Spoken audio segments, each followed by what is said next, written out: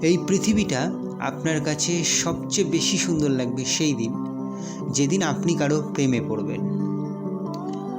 আবার যখন একই দিকে সেই প্রেমেই আপনার মন ভাঙবে, সেই দিন থেকেই আপনার কাছে এই পৃথিবীটা সবচেয়ে অসুন্দর, কুৎসিত মনে হবে।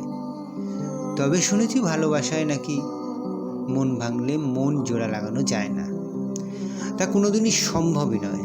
হ্যাঁ, আপনি ঠিকই শুনেছেন।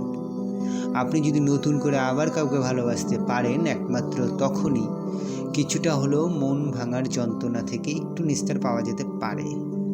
সেটা একতরফা হলেও ক্ষতি নেই, কারণ একতরফা ভালোবাসায় না থাকে কিছু পাওয়ার আশা, না থাকে কিছু হারানোর ভয়। जो मेरी है वो तो मिल ही जाएगी,